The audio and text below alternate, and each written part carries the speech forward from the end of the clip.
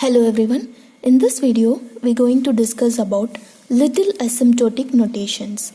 So already we discussed three asymptotic notation, that is big O, big omega and big theta. All these three asymptotic notations which is used to represent some of the functions which is asymptotically tightly bound with other functions. So if you have two functions, say f of n and g of n, if you want to find another function as g of n, so that could be tightly closed with f of n, then we can go with these three asymptotic notations. So based on the case analysis of that particular algorithm, we can represent either big O or big omega or big theta notation. Similar to those big asymptotic notations, we also have the little o notation, little asymptotic notations. In some of the textbook it is given as small asymptotic notation, so any name we can able to refer. So in case of this little o, little asymptotic notation, we have only two representation. One is little o and another one is little omega. So one is little o and another one is little omega. We don't have the similar representation of little theta like that. We don't have any value proofs for little theta, so we have only five. Totally we have only five asymptotic notation, that is big O, big omega, big theta and little o and little omega. So that's it. So now let's discuss about little o and little omega. So what could be the generating function here? As usual, we need to generate g of n function. So if it is o of g of n, o means little o of g of n, then how could be the function f of n? So f of n, so there should be, we need to satisfy some conditions. So let us see what are all the conditions here. For any positive constant c must be greater than 0. So it must be any of the real constant and it should be greater than 0.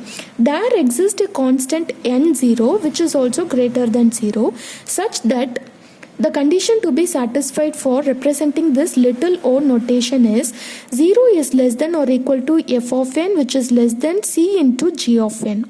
So for all n is greater than or equal to n naught.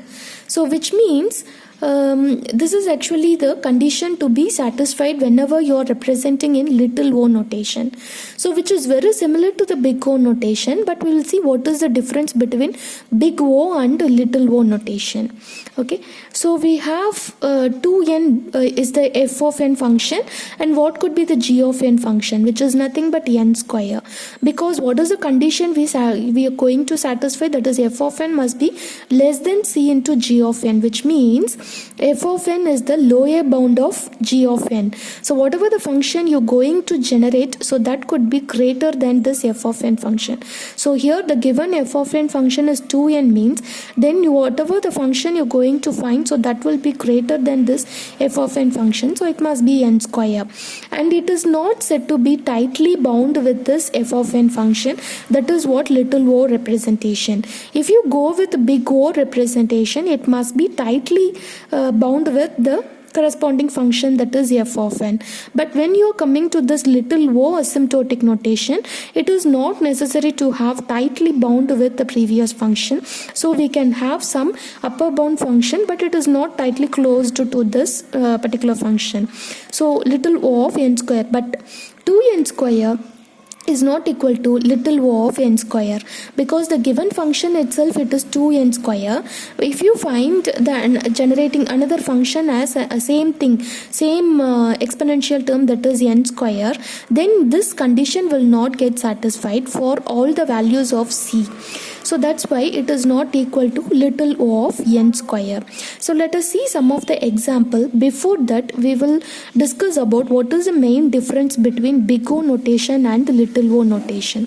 So if you look at this, f of n, so in case of big O notation, f of n is equal to o of g of n, where the condition is 0 is less than or equal to f of n, which is less than or equal to c into g of n. But here, while coming to little o, it is 0 is less than or equal to f of n, which is strictly less than c into g of n. We are omitting the equal to sign in case of little o.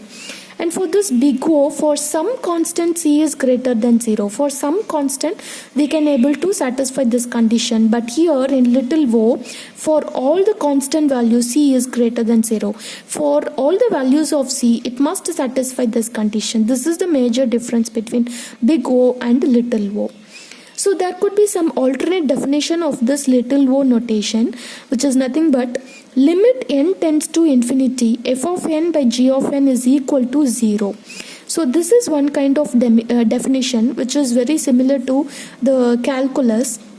So how we know how to simplify this calculus formulae. So we can apply this value of f of n and g of n, and if you substitute this n value as infinity, you have to get the result as 0. Then we can say that particular generated function is the valid one. Okay, so then we can say f of n is little o of g of n. So in that way we can use this particular formula to find out the correct g of n for in case of little o, right? So we will see some example here. If you take 2n, again if you take the same example, that is f of n value is 2n and g of n value should be n square if you are representing in little o. So we need to check whether this particular condition gets satisfied or not. So what could be the condition? F of n must be less than c into g of n for all the values of c which is greater than 0. Right? So what is the value of f of n? It is 2n is less than c into g of n value is n square. That is what we are substituting here.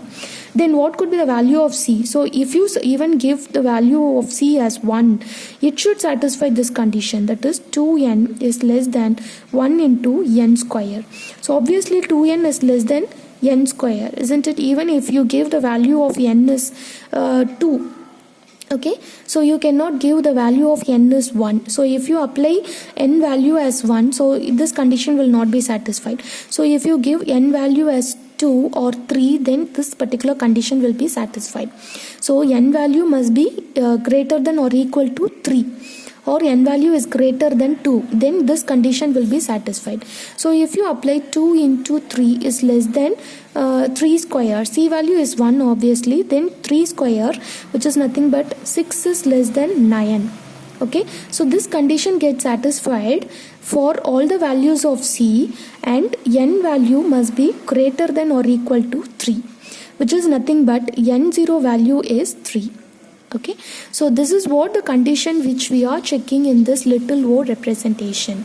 So for any positive constant c is greater than 0, there exists a constant n0 that is also greater than 0, such that n value is greater than or equal to n0, and probably this condition has to be satisfied. So that is what we are doing here. So f of n is equal to little o of g of n, probably this condition to be satisfied. So for this example, we have satisfied that condition for all the values of c.